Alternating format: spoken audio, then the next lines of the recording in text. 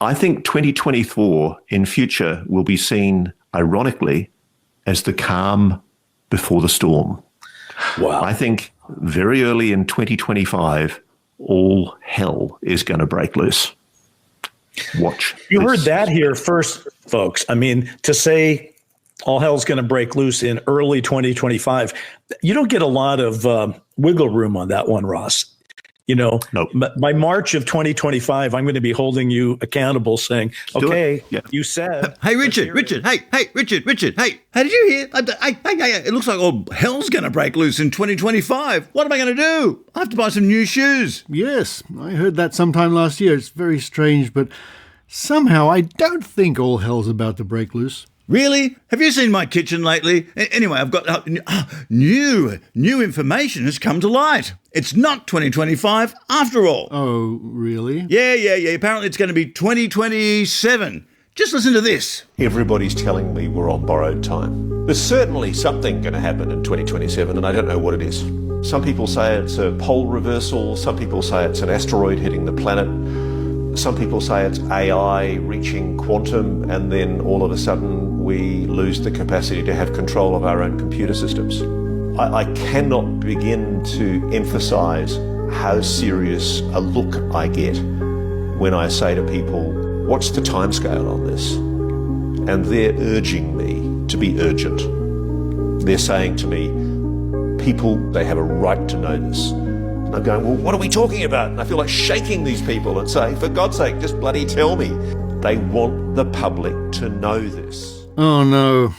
We have to wait till 2027 now? Don't worry. By the time 2027 comes along, they'll push it back to 2030. Or they'll say it happened in 2022 and you didn't notice. You sure it didn't happen in 1813 and we missed it?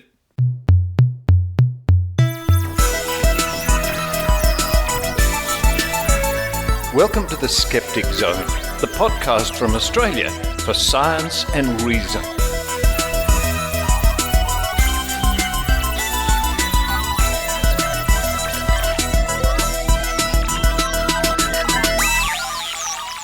Yes, it's the Skeptic Zone podcast, episode number 882 for the 31st of August 2025.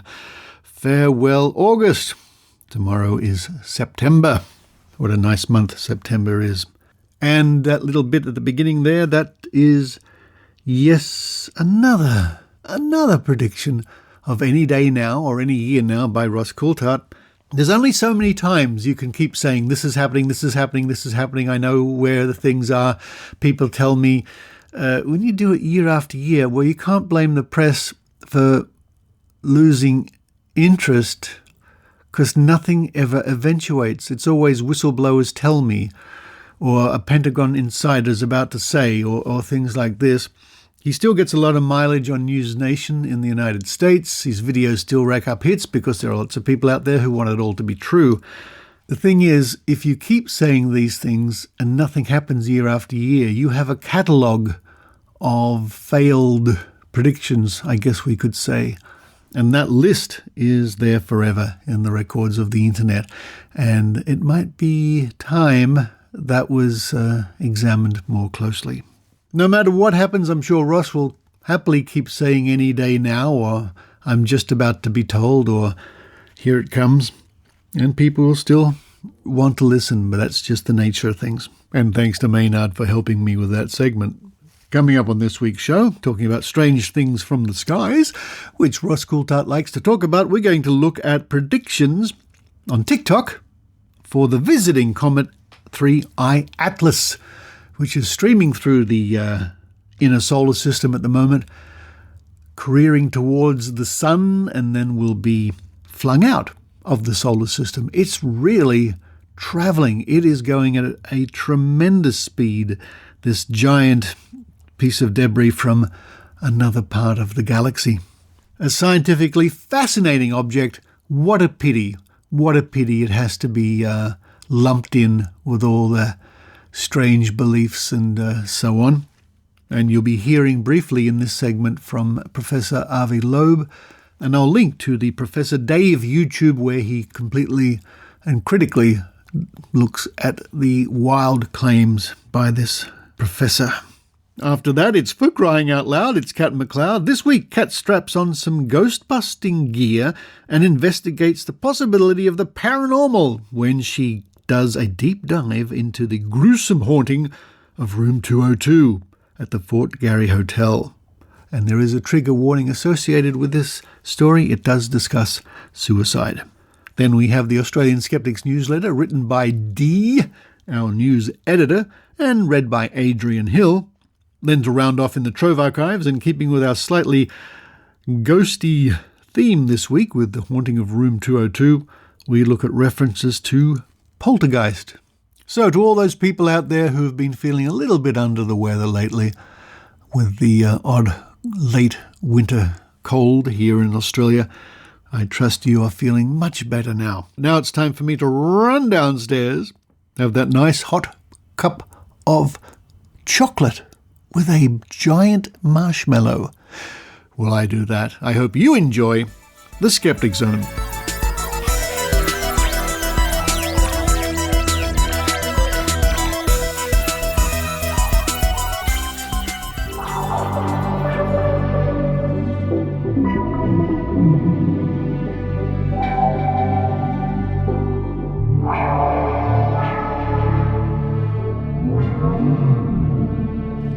Another interesting alien visitor is on its way. You may have heard of 3I Atlas, the interstellar comet. It's called 3I Atlas because 3 stands for the third of such objects detected, I for interstellar, and Atlas because it was discovered by the asteroid terrestrial impact last alert system. Atlas. It's the biggest such object so far detected, and we can speculate that since these objects are being detected, or 3 so far, since we've been able to look for them, it's reasonable to suspect that these objects are more common than we might have thought. Large parts of the Milky Way from other star systems hurtling through space.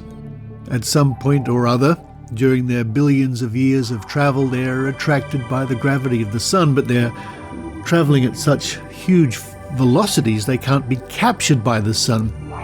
So they'll stream towards the sun, flung off again into interstellar space. According to Wiki, 3I Atlas, also known as C2025N1 Atlas, and previously as A11PL3Z, is an interstellar comet discovered by the asteroid terrestrial impact last alert system Atlas, and that was in Chile on the 1st of July this year. When it was discovered, it was entering the inner solar system at a distance of 4.5 astronomical units, which is about 670 million kilometers or 420 million miles from the Sun. The comet follows an unbound hyperbolic trajectory past the Sun with a very fast hyperbolic excess velocity of 58 kilometers a second, or 36 miles a second, relative to the Sun. 3I Atlas will not come closer than 1.8 astronomical units. That's 270 million kilometers, or 170 million miles, from Earth, so it poses no threat. And the wiki page, I must say, is extensive. It goes on and on. I mean, for something that's only been recently discovered. And very interesting. Wow, this is a very extensive page. And very interesting here, there's a trajectory map showing the comet will swing, well, you could say close to Jupiter, but it's still very far. And according to this, within the orbit of Mars, and then shooting out again. So let's look at some of the postings on TikTok regarding this comet, 3I Atlas. And a name that will come up is one Abraham Loeb, otherwise known as A.V.I. Loeb, who is an Israeli-American theological physicist who works on astrophysics and cosmology. He is a professor at Harvard University.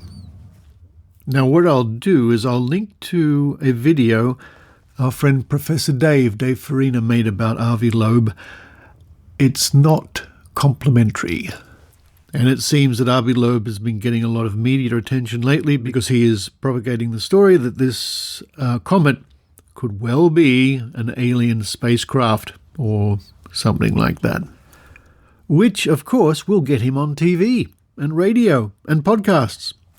Somebody saying, oh, it's just a comet, it's interesting, is not as enticing to the media as somebody saying, oh, it could be an alien spacecraft coming our way. Anyway, let's see.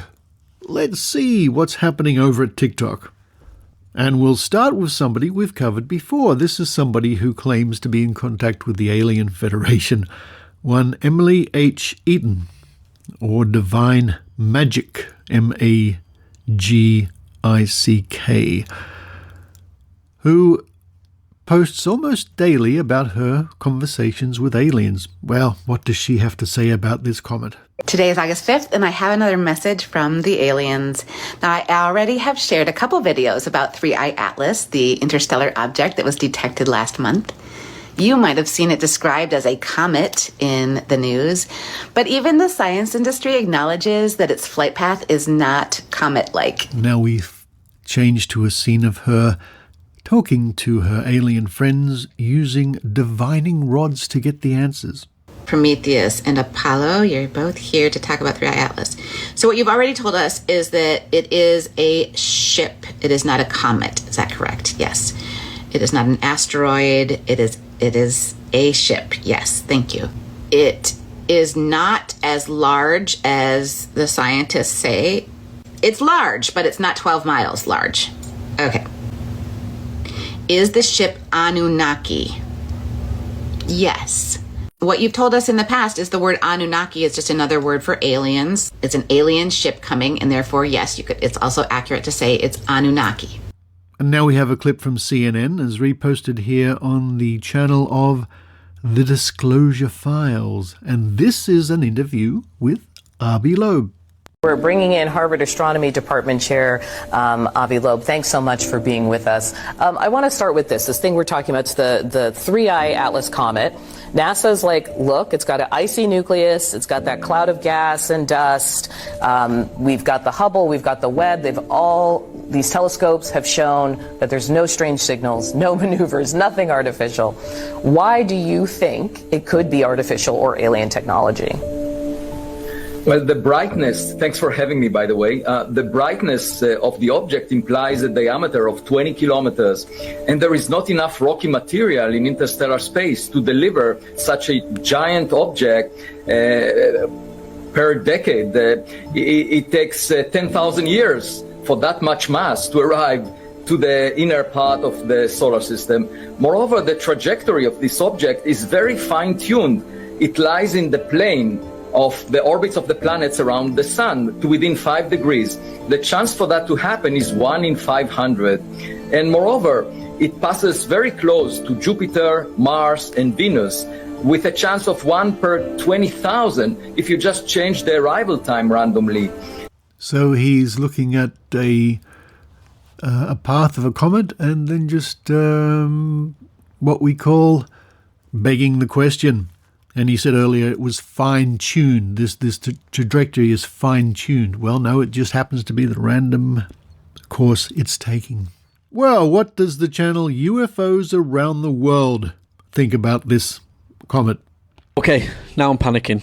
So, scientists baffled as mysterious interstellar object produces its own light-defying comet theory. This is about the 3I Atlas. So, mysterious interstellar object hurtling through our solar system has just given scientists more evidence that it may be a craft from another part of the galaxy.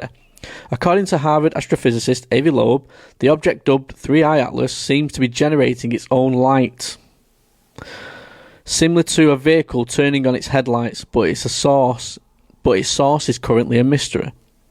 The shocking revelation came from a picture of an astronomer took of 3i Atlas using the Hubble Space Telescope on July the 21st. The light from 3i Atlas in Hubble's photo appeared as a glowing area focused on the side of the object facing the sun. It's not a beam or laser shooting out like a spotlight, nor was it uniform glow covering the entire surface. Until now, the prevailing theory has been that the fast-moving object is a giant comet approximately 12 miles long, which will make its closest pass to Earth on December the 17th. Well, I'm sorry that he's panicking. I'm not quite ready to panic just yet. But maybe I will after listening to the disclosure files, and apparently we have a whistleblower. I have worked at the Pentagon for the last 7 years in data analysis, and last Friday, as I was leaving work like I normally do, I got an email that I wasn't supposed to get. There is another senior officer here at the Pentagon with the same first and last name, but with a different middle initial. And it got sent to the DOD email to me instead of him. And according to policy, I wasn't even supposed to open it, but I did. And I have to share this information with everybody before it's too late. I'll just put on the screen. All right, so I will leave it up on the screen for a few moments so you guys can read it.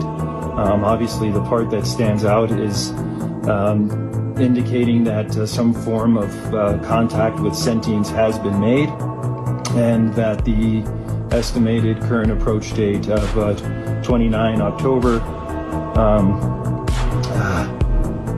Obviously, I will lose my job once this gets out. Well, I'm sure the FBI or the CIA or the Pentagon own security are on your tail right now. It seems that disquiet and panic are spreading. Let's have a look at the channel The King of UFOs.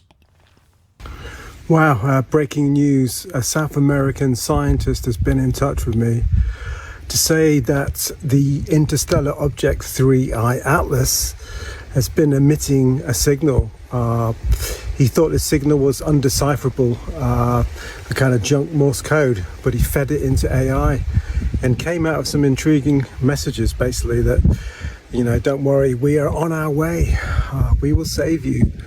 And he also said that this object has been contacted by the US government, has been sending communications back and forth that obviously haven't been made public. So what is going on here? Is the US government really in touch with an interstellar alien craft and hiding it from the public? Will we ever find out the truth? I guess we will once this craft arrives. What are your thoughts? This scientist has agreed to an interview, so I'll set that up soon and we'll do a live with him. Thank you. I think there's going to be a lot of very disappointed people come December, January, when this thing is just hurtling out of the solar system on its merry way. But let's end Astro Alexandra. And her TikTok is called Is an Alien Probe Coming to Earth in a Couple of Months? News on 3i Atlas. Rare interstellar object the size of Manhattan could be an alien probe, according to Harvard scientists. Sorry, is an alien probe heading towards Earth? This is an interstellar object. It came from outside of the solar system and then traveled here, and it is the largest and fastest interstellar object we've ever seen. Harvard astrophysicist Avi Loeb suggested in a new paper that the object could be an intelligently directed alien craft observing Earth with a possibly hostile intentions. Let's check it out. Here's the paper, which is essentially a giant thought experiment saying, what if this was aliens? What would we see? What would happen? In fact, if we scroll to the conclusions, it says this. We strongly emphasize that this paper is largely an exercise with interesting discoveries and strange serendipities worthy of a record in the scientific literature. By far, the most likely outcome will be that 3i Atlas is a completely natural interstellar object probably a comet, and the authors await the astronomical data to support this likely origin. And then they say, but we should think outside the box when we see things like this and consider aliens. And that is because the author of this paper is Avi Loeb, that Harvard astrophysicist. And for those of you who don't know, he is an alien optimist. He likes to approach space mysteries with aliens in mind, which is fine. We need to look at things from all angles. He's the same person who said that aliens might use a mothership in our solar system, which went viral, and that interstellar object Oumuamua could be aliens, which was largely disproven. He also thought another interstellar object landed in our ocean and actually went out with a boat and collected pieces of it, and it wasn't aliens. So no, this object is not aliens. It is a very, very cool object that came from outside of the solar system, but it's not coming near Earth, it's not dangerous, and it's not aliens. And if you want a scientific video of it, it is pinned on my page. Thank you, Astro Alexandra. And all this fuss about this comet coming in is so misdirected. It is a wonderfully interesting phenomena in our solar system at the moment. It's great for astronomers and scientists. What a pity. What a pity it's being hijacked by the UFO crowd. But nothing seems to deter them. They'll keep looking for the next object and say, the aliens are coming.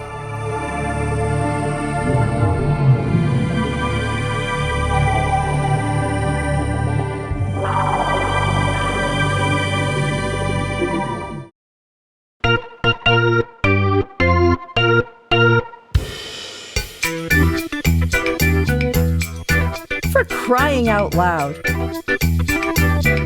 It's Kat McLeod. Hello, this is Kat McLeod, coming to you from latitude 53.5-ish in the Northern Hemisphere.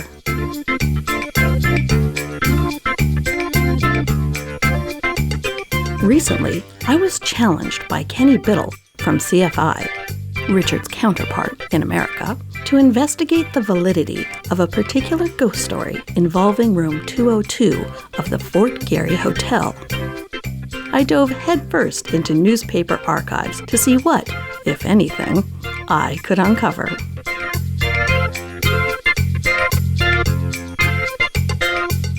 The Fort Garry Hotel in Winnipeg, Manitoba, Canada, opened in December of 1913. Built by the Grand Trunk Pacific Railway, it was the height of luxury at the time, boasting 246 rooms over the 10 floors of the hotel, each with their own private bathroom. The hotel has played host to royalty and celebrities over the last century, and since 1981 has been designated as a National Historic Landmark. The supposed haunting in room 202 is conveniently vague when it comes to specifics, which makes trying to disprove the tale a little more difficult. Supposedly, a woman died by suicide in room 202, quote, many years ago, end quote, by hanging herself in the closet, overcome by grief, after learning her husband had died in a car accident. Some historians purport that it may have been a newlywed couple who stayed there in the 1920s, and the husband was killed by a horse-drawn carriage or a tram car. Others suggest they weren't married, but forbidden lovers. There have been reported sightings of blood dripping down the walls when staff enter the room. But why if she hung herself? There have also been reports by guests who witnessed the apparition of a person in a cloak at the foot of the bed. Strange noises, photos of the room not developing, or the sensation of someone getting into bed with them, which made national headlines when reported in the year 2000 by Ontario MP Brenda Chamberlain. And the ghost apparently is also seen crying in the corner of the hotel lounge. Drowning her sorrows, perhaps? Touted as one of the most haunted places in Canada, the folklore has all the hallmarks of a good tale.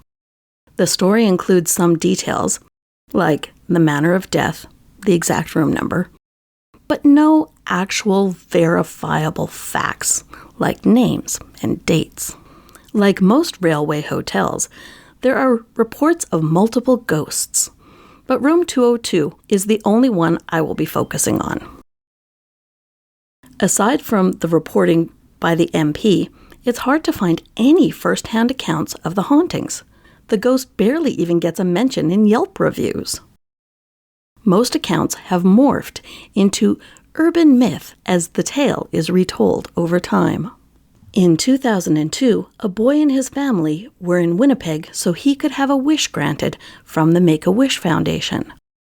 The lore explains that the boy wanted to stay in room 202 because he liked the ghost story. Apparently, none of the photos the boy took inside the room could be developed, which he took as a sign of the ghost being camera shy. Aside from an acknowledgement by the hotel's director of sales and marketing, in a 2012 newspaper article, I cannot find any information to back this claim up. There are no newspaper articles from 2002 that support this, and the Make-A-Wish website does not list information publicly about any wishes they grant. So, how else might we verify this ghost story? I looked back in the archives for Winnipeg newspaper articles, researching anything about a death that could relate to this story, given the parameters of 1913, the year the hotel opened, to the year 2000, where we have an actual date of a reported account.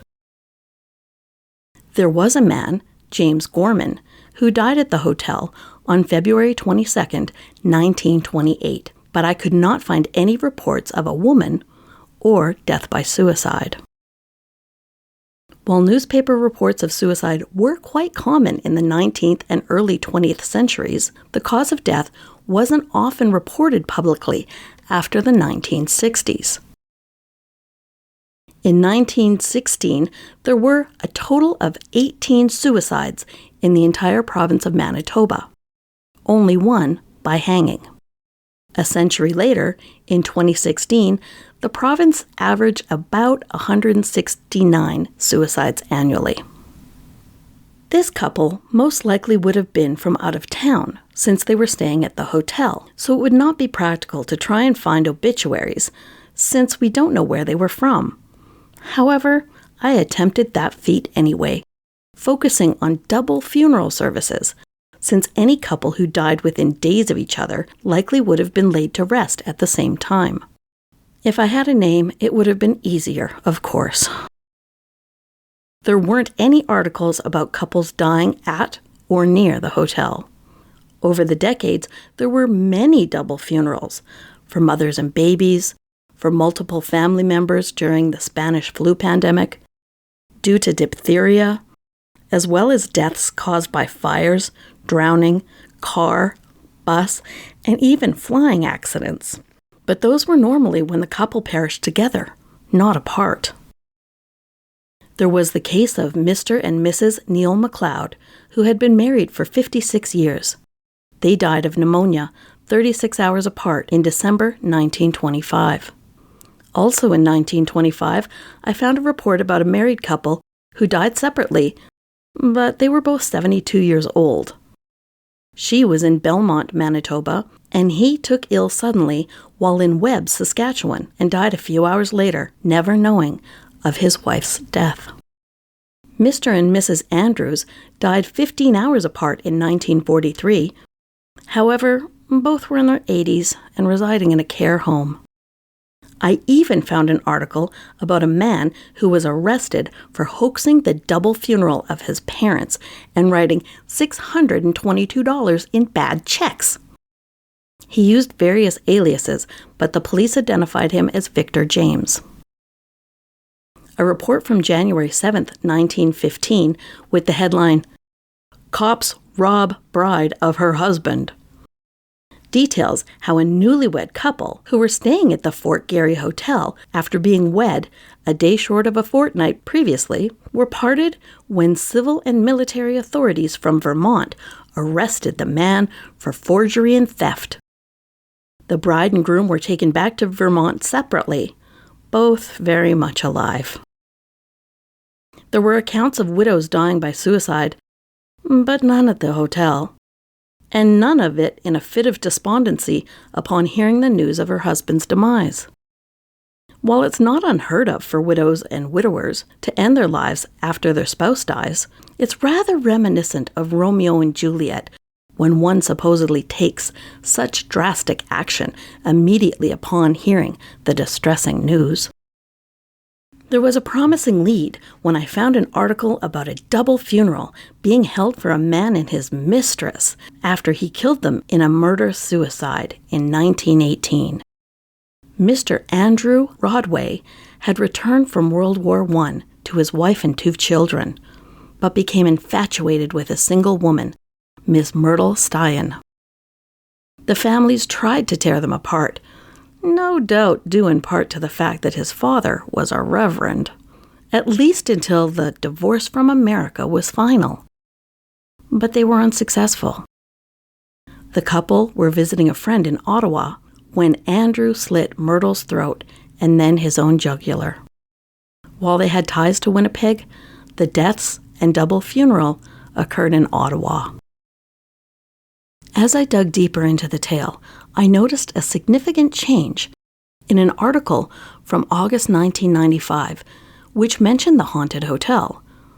There was no mention of room 202. However, there was a ghastly story about, quote, the man found dead in a room and a bloodstain that the hotel did not want to talk about, end quote.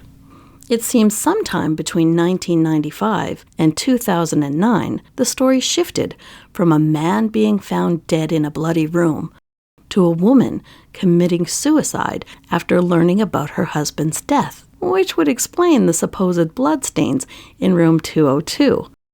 The stories had become intertwined. Another red flag about the validity of this story is the feasibility of being able to hang herself in the closet. Typically, bars installed in closets are not much higher than most people. It is unlikely she would have had rope on hand, so she would have had to have some clothing or a belt to use and then be determined enough not to put her feet down, or know how to do a partial suspension hanging by leaning forward and using gravity to assist, which is not a quick demise. So, sorry. I cannot find any reliable accounts to support the ghost story and the haunting of room 202 in the Fort Garry Hotel. I can report that my browser is now concerned about my well-being as a result of all my recent searches and is telling me to call 988 or 911, assuring me that there is help out there if I need it. Thanks for caring, AI overlord.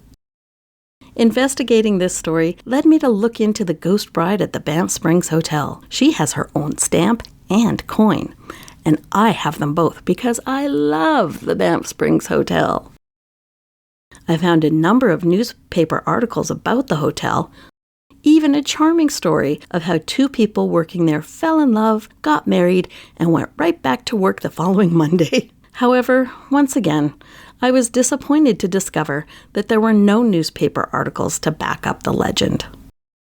The first mention of the Banff Springs Ghost Bride story that I could find was from the mid-1990s, which was also around the same time that the first ghost story was reported from the Fort Garry Hotel. Is it a weird coincidence that the satanic panic paranormal-filled 1980s didn't take note of these tales?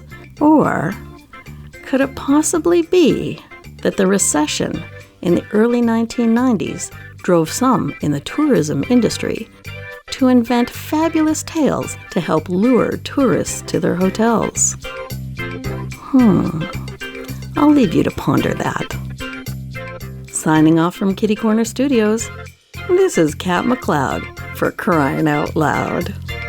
Until next time.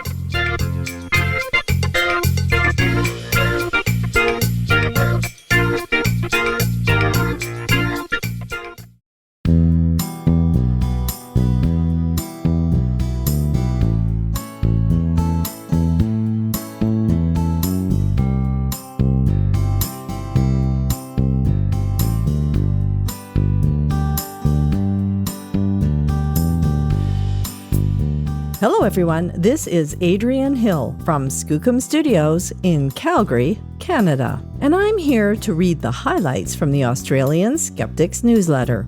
This is newsletter number 229. Now don't forget, you can sign up to this newsletter at skeptics.com.au to get the full report, complete with all the links every other week, right into your inbox. But let's see what our news editor, Dee, has for us this time. Hi all, says Dee. Once again, tickets for our annual skeptical convention, Skepticon 2025, are on sale now. And it's going to be held in Melbourne this year on the weekend of October 4th through 5th. Misinformation is big this fortnight. Stories today include reports of large numbers of people swindled into believing any combination of the usual bunkum. But there is a silver lining, with some rational thinking prevailing in the majority of the global population. As expected, though, there is still news on the falling uptake of vaccines amidst the campaign of the U.S. Department of Health against mRNA vaccines and other established forms of public health management. In the meantime, read on. D. Okay, D, I'll do just that. 2025 Bent Spoon nominations are open. Nominations are now open for the Australian Skeptics Bent Spoon Award, one of the least sought-after credits in the skeptical world, or any world for that matter. It's been awarded every year since 1982, and it recognizes the perpetrator of the most preposterous piece of paranormal or pseudo-scientific piffle. If you would like to put someone forward for this non-prestigious award, then go to the Bent Spoon page for more info on how to enter, details on current nominees, and a list of past winners. The Bent Spoon year runs from one national convention to the next, so the 2025 nominees should have perpetrated some form of piffle between December 2024 and September 2025. A short time this year due to the early date of the Skeptics Convention. Nominations should be for events, activities, or claims that have occurred in Australia or by Australians. Tickets are now available for Skepticon 2025, the 41st Australian Skeptics Annual National Convention.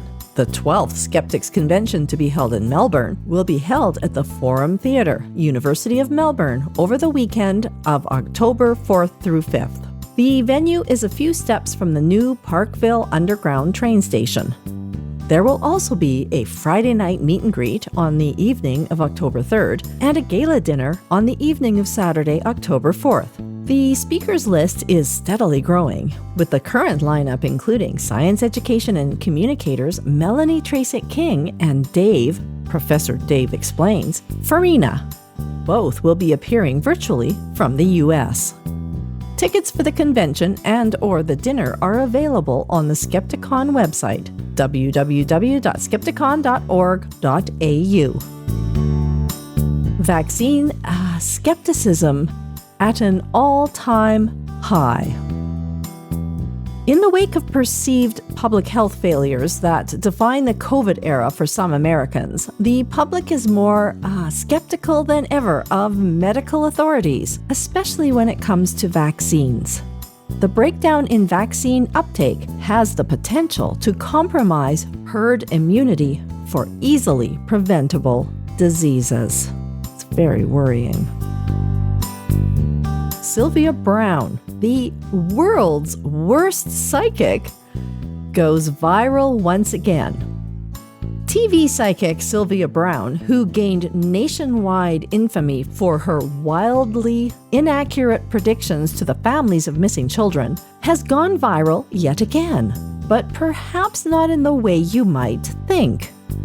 Clips of Browne shared around social media are gaining popularity depicting her readings, this time mocking her as an alleged grifter who said the wildest nonsense that she pulled out of thin air. Perhaps there is hope for some level of sanity and lucidity to triumph on the internet over psychic swindlers and deplorable grifters. Vaccine skeptic doctors sue the CDC over a shadow mandate. 2 vaccine skeptical doctors have sued the U.S. Centers for Disease Control and Prevention over their child immunization policies, suggesting that vaccines can overwhelm a child's immune system. Why do smart people get hooked on wellness trends? Psychologists from Missouri, Robert McCrae and Oliver John, have shown that many aspects of human personality are to blame for why people are more susceptible to wellness trends and scams. A person's openness to alternative ideas and how agreeable they are to apparent facts presented. Or maybe we give too much credit to how smart a person must be who keeps shungite crystal pyramids in every room. Oh dear. A call for a campaign to tackle TikTok birth control myths. In a world where people are turning to social media for news and information, there is a concerning number of false claims made against female birth control medications, discrediting their efficacy and safety, in lieu of promoting natural contraceptive alternatives. Many pleas have been made to stop such disinformation disseminating further. Items of interest. Travel tips. Woolton Hall in Liverpool goes up in flames, and ghosts are suspected. Any of our UK skeptics might want to check out the latest ghost fire in Liverpool that happened last week. Any occurrence at a location that is, quote, renowned for paranormal activity, end quote, is surely to be attributed to the restless spirits inherent in the area. Ghosts wanting a change of scenery might be why they burned the place down to begin with. Silliest story of the week. Horror moviegoers irked at eating popcorn, quote, out of demon's ass, end quote.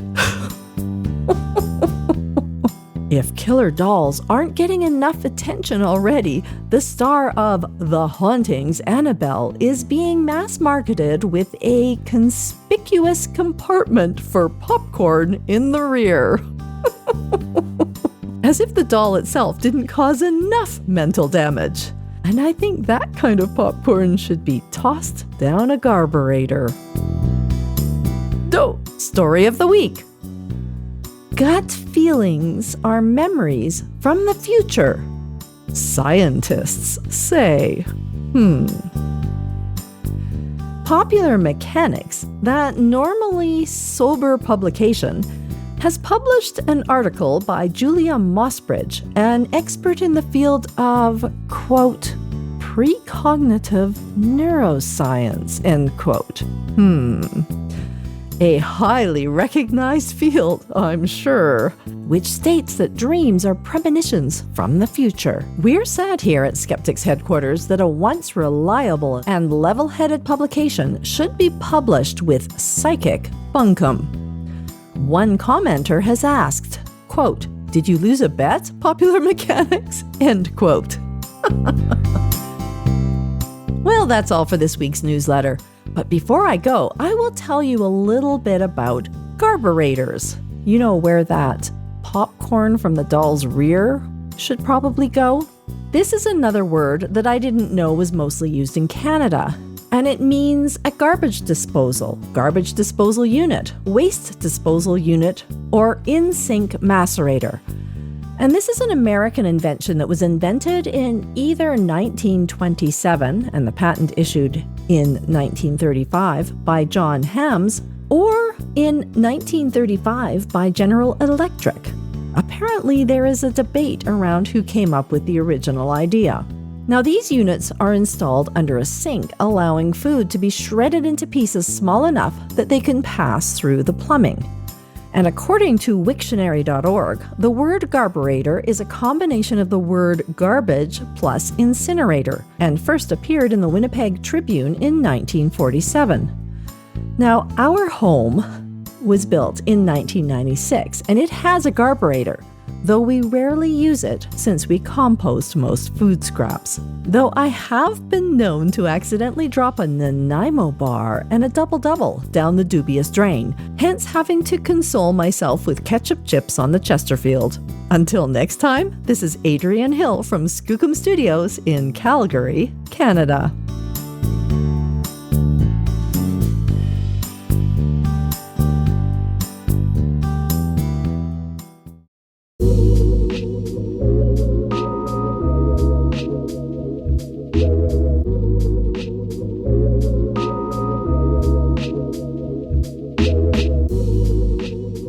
Let's do it. Let's head back to those digital archives from around the world.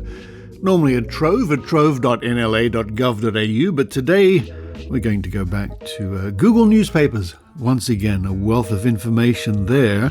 And of course, we look up things, items, matters of interest to skeptically minded people. And today, we're going to look up Poltergeist.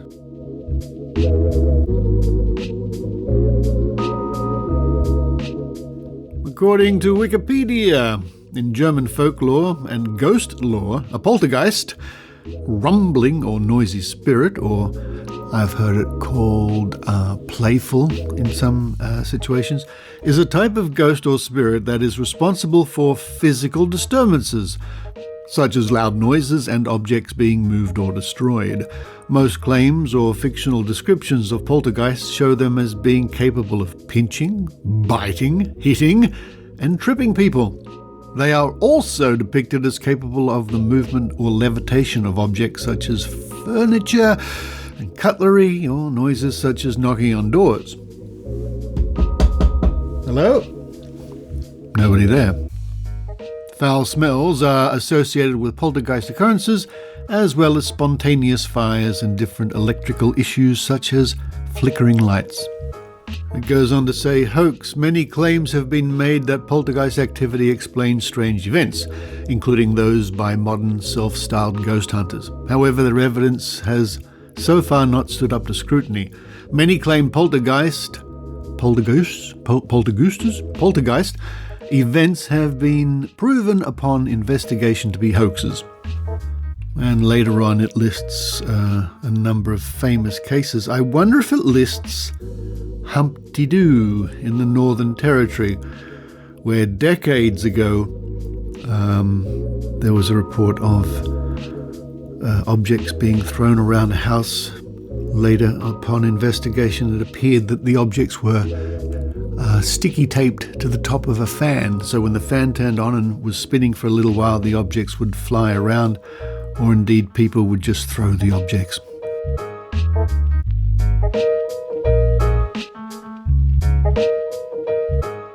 And we start our search, or we discover what our search has yielded here in the Toledo Blade, dated the 7th of February 1960.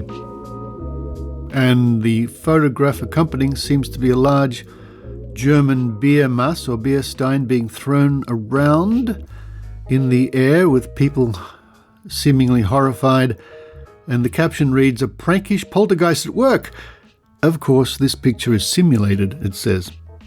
New York, Associated Press. If your house has to be haunted and you have any choice of ghosts, by all means, pick a poltergeist.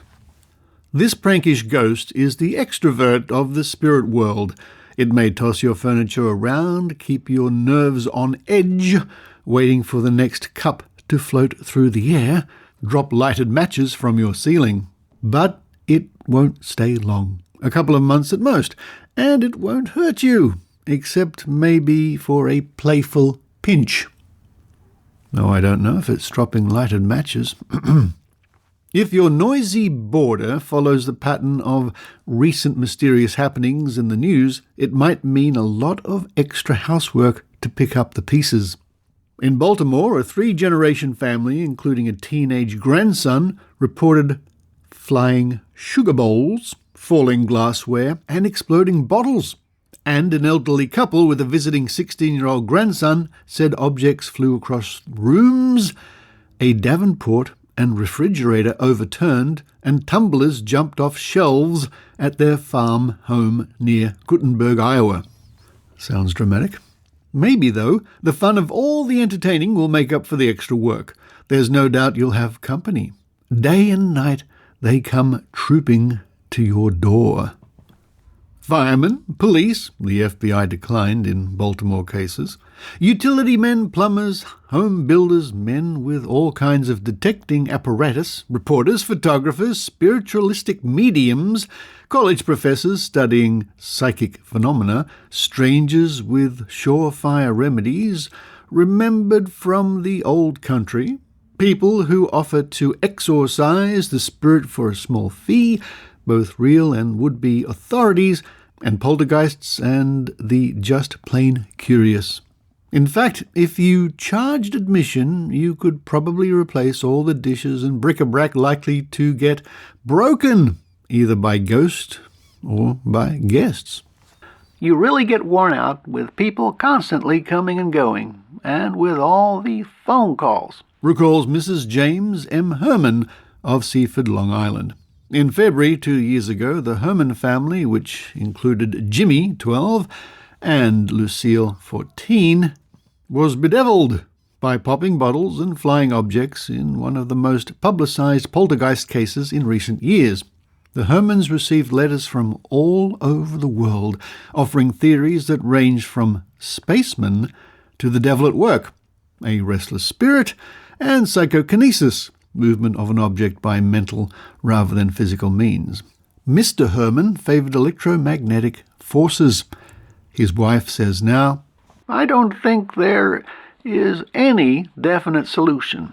It was just one of those things with no rhyme or reason to it, but there was a definite physical force behind it. You should have seen the dent in the scenery where the figurine flew through the air and hit it. And the figurine exploded into 1,000,000 splinters. Nobody was in the room when it happened, but I don't believe it was poltergeist. I still say, if it's a poltergeist, you'll have to show it to me." One of the scientific investigators in the Herman case was Dr. Nandor Fodor, a New York psychoanalyst and a pioneer in taking poltergeist phenomena out of the spirit world and into the psychological field. For nearly 40 years, he has been interested in psychical research, and his latest book on the subject, The Haunted Mind, has just been published by Helix Press. Dr. Fodor has followed the trail of the poltergeist from Hungary to England and the United States. His field investigations include some of the most famous of the century, including British cases with fascinating names like the Ash Manor Haunting, the Thornton Heath Poltergeist, the Talking Mongoose. Although he has never seen the beginning of a poltergeist action, such as a saucer pick itself up off the shelf and start its flight, he says he has seen saucers too thick to be broken by a man's hands split in the air, as if struck by a heavy hammer blow. Explanations of poltergeist phenomenon vary. A British psychic researcher of the last century, Frank Podmore, settled the matter for the skeptic. Poltergeists were only naughty little boys or girls who wished to startle their elders, he said. Then there's the spiritualistic theory that a ghost or spirit is at work in the house. Poltergeist in German means noisy ghost.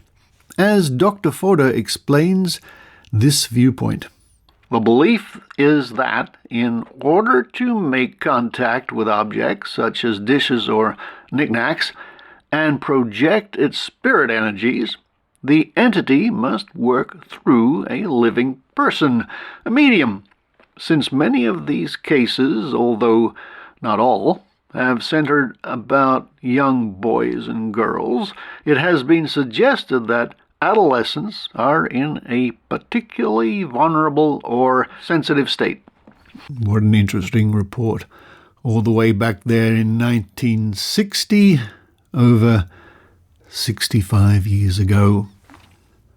And it's interesting scanning through the headlines here. A lot of the reports have to do with the Poltergeist movie franchise, including the sad reports of the death of the little girl of the series, Heather O'Rourke. And she was only 12 when she died, sadly, in 1988. And finally, from the Robesonian, dated the 28th of October 1973, and that's spelled Robesonina. And this is a paper from Lumberton, North Carolina. The Unexplained. Things Go Pop for Poltergeist by Alan Spraggett. Toronto Sun Syndicate. So-called ghosts are perfectly real, says Dr. Hans Bender. And properly understood, perfectly natural. Dr. Bender, noted ghost hunter, was chatting with me in his office at West Germany's Freiburg University, where he is a professor and director of the Institute for Border Areas of Psychology. The 66-year-old physician has spent more than 2 decades pursuing the elusive poltergeist. The German word poltergeist, meaning literally noisy spirit, describes those mysterious outbreaks, usually in a house, when dishes start smashing themselves against the wall, bottles pop their corks, and light bulbs explode. Bangs and thumps resound all over the place, and other bizarre things go on. In some cases, a flesh and blood prankster is responsible, but in others, the prankster is invisible, a poltergeist. In such genuine cases, says Dr. Bender, the cause is psychokinesis, or PK for short. That is, psychic energy unconsciously released by the focal person which acts directly on physical objects. I have investigated 38 poltergeist cases, Dr. Bender said. Believe me, they defy normal scientific explanation. Take one of the most spectacular and best documented cases, which occurred in the fall of 1967 in the town of Rosenheim, 40 miles from Munich. In the office of lawyer Siegfried Adam, it was suddenly hell's a-poppin'. Light bulbs exploded with enough force to bury splinters of glass in the wall. Neon tubes unscrewed themselves from their sockets. Hanging light fixtures swung wildly back and forth with no visible means of propulsion. And the telephones went crazy. The law office was billed for hundreds of calls which the staff denied having made. To solve the mystery, the local electric company installed instruments to monitor all electrical equipment in the office, and the telephone company put in a device which automatically recorded all outgoing calls. The result was an even deeper mystery. Although the electric company's instruments registered malfunction in the electrical system, this malfunction was never traced. The telephone company recorded no fewer than 60 calls in the single hour, which office employees insisted they had not made. Even more curious, all these were to the same number, one which provided callers with the correct time. At the third stroke, the time will be. The chief of the electric company's maintenance company admitted on television, "Our experts cannot explain these extraordinary occurrences. It is all very strange." The telephone company, for its part, kept insisting that somebody must be placing these outgoing calls at a steady rate of 1 per minute, although the culprit was never caught. However, who but a particularly crazy prankster would phone for the correct time every minute, day after day for weeks? When Dr. Bender arrived on the scene at the 1st of December, the strange doings were still in full swing and driving people mad. After calling in physicists who conducted their own tests and confirmed that some unknown form of energy is at work, Dr. Bender offered his diagnosis: a poltergeist. The disturbances, he noted, never occurred on weekends, but only when the staff were in the office. By a process of careful checking, he zeroed in on the primary suspect, a 19-year-old unmarried secretary named Anna-Marie Chabrel. Talking with her, Dr. Bender found that she was very unhappy, feeling hemmed in by an overly strict father and a job she didn't like. "She was," said Dr. Bender, "a typical poltergeist. You see, these disturbances come from an actual emotional disorder. These people are often young, often adolescents, with very intense conflicts, especially sexual ones, and a very low tolerance of frustration. What happens is that quite unconsciously, they are not aware of it at all. The emotional conflict is converted into PK, which causes the phenomena." With apologies to Dr. Bender. Dr. Bender interpreted the hundreds of phone calls for the correct time as being due to Anna-Marie's feeling that the work day would never end. "When you are frustrated, you may throw a cup at the wall. In a poltergeist case, the same sort of thing happens, but by PK. The motivation, however, is exactly the same." The disturbances ceased when Anna-Marie happily married, said Dr. Bender. He added a humorous postscript. "Anna-Marie was engaged to another man before she met her husband.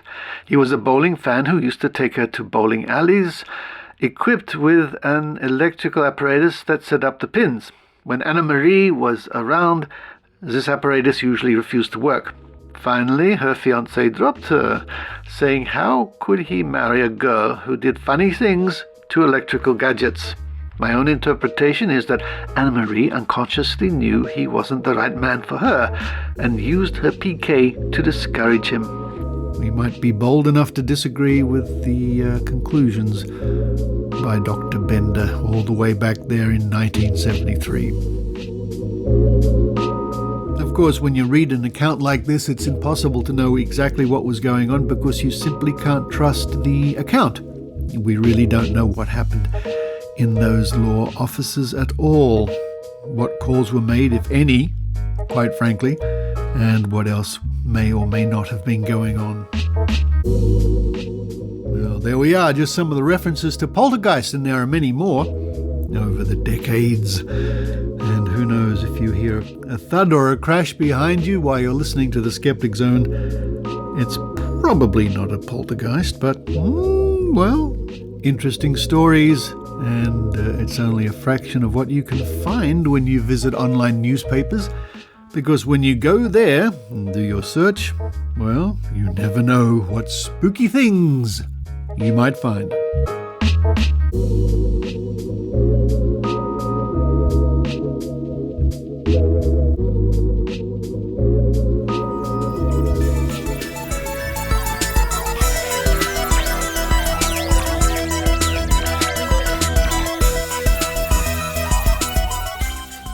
Thank you for listening to the Skeptic Zone podcast. Thank you to those people who contribute via PayPal or Patreon, or sometimes by other means to help keep the show going. I mean, there are costs associated with the Skeptic Zone. There's the cost of housing it. There's equipment that I buy from time to time. I've upgraded the studio in the last little while, so I hope that that translates, and I hope it helps with a better listening experience for you. Now, don't forget that the Australian Skeptics are looking for nominations for this year's Bent Spoon Award for the perpetrator of the most paranormal piece of pseudoscientific or piffle, or hang on, I got it wrong. The most preposterous piece of pseudoscientific, the most preposterous. Anyway, the Bent Spoon Award is awarded every year. If you know somebody in Australia, an institution or an individual who's worthy of the Bent Spoon, head to skeptics.com.au and make your nomination. And that Bent Spoon will be awarded at this year's National Convention in Melbourne, and that's on from the 4th to the 5th of October. For more information and to get your tickets, head to skepticon.org.au, and one of the speakers via video link will be Professor Dave. And also, if you're in Sydney on the 13th of September, come along to the Dendy Theatre in Newtown for Xanadu, with Maynard. More information at maynard.com.au. But for this week, this is Richard Saunders signing off from Sydney, Australia.